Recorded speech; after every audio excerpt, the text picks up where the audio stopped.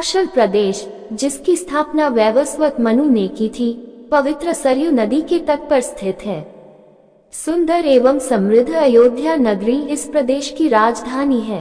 वैवस्वत मनु के वंश में अनेक शूरवीर, पराक्रमी, प्रतिभाशाली तथा यशस्वी राजा हुए, जिनमें से राजा दशरथ भी एक थे। राजा दशरथ वेदों के मर्मज्ञ, धर्मप्राण, दयालु, रणकुशल और प्रजापालक थे। उनके राज्य में प्रजा कष्टरहित, सत्यनिष्ठ एवं ईश्वर भक्त थी। उनके राज्य में किसी का किसी के भी प्रति द्वेष भाव का सर्वथा अभाव था।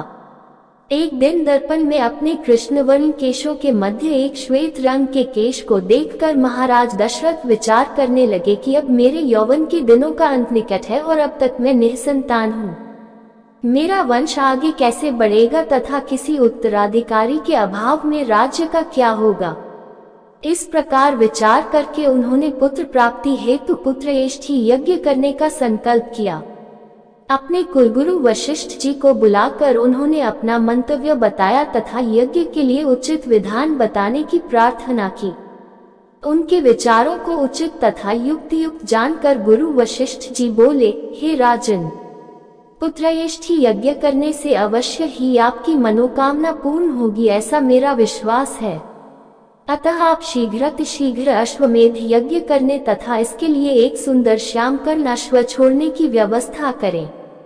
गुरु वशिष्ठ की मंत्रणा के अनुसार शीघ्र ही महाराज दशरथ ने सरयू नदी के उत्तरी तट पर सुसज्जित एवं अत्यंत मनोरम यज्ञशाला का निर्माण करवाया तथा मंत्रियों और सेवकों को सारी व्यवस्था करने की आज्ञा देकर महाराज दशरथ ने रनिवास में जाकर अपनी तीनों रानियों कौशल्या, कैकेयी और सुमित्रा को ये शुभ समाचार सुनाया।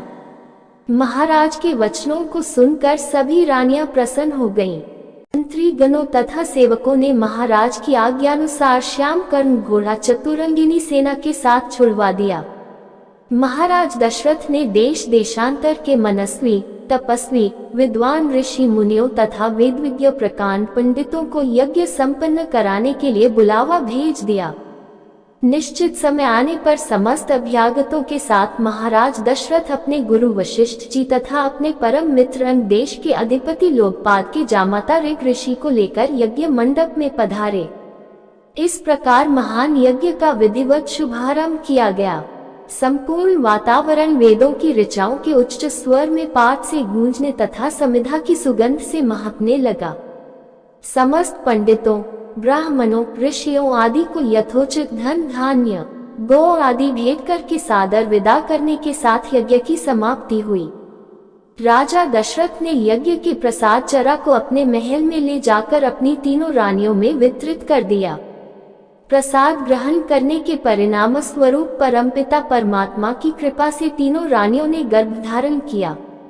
जब चैत्र मास के शुक्ल पक्ष की नवमी तिथि को पुनर्वसु नक्षत्र में सूर्य, मंगल, शनि, बृहस्पति तथा शुक्र अपने अपने उच्च स्थानों में विराजमान थे, कर्क लग्न का उदय होते ही महाराज दशरथ की बड़ी रानी कौशल्या के गर्भ से एक शिशु का जन्म हुआ, जो कि श्यामवर्ण, अत्यंत तेजोमय, परम कांतिवान तथा अद्भुत सौंदर्यशाली था।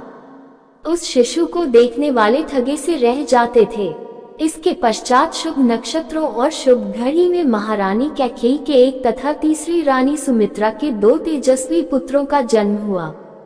संपूर्ण राज्य में आनंद मनाया जाने लगा।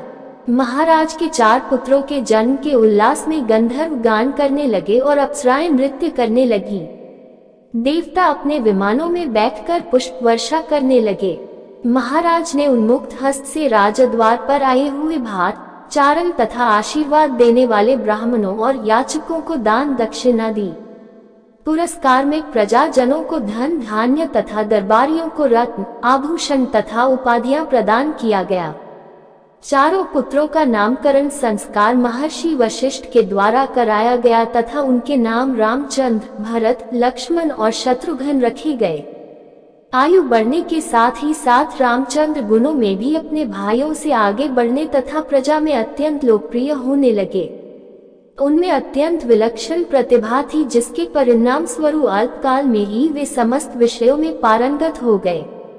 उन्हें सभी प्रकार के अस्त्र शस्त्रों को चलाने तथा हाथी, घोड़े एवं सभी प्रकार के वाहनों की सवारी में उन्हें असाधारण निपुणता प्राप्त हो गई। वे निरंतर माता पिता और गुरुजनों की सेवा में लगे रहते थे। उनका अनुसरण शेष 3 भाई भी करते थे। गुरुजनों के प्रति जितनी श्रद्धा भक्ति इन चारों भाइयों में थी, उतना ही उनमें परस्पर प्रेम और सौहार्द भी था। महाराज दशरथ का हृदय अपने चारों पुत्रों को देखकर गर्व और आनंद से भर उठता था।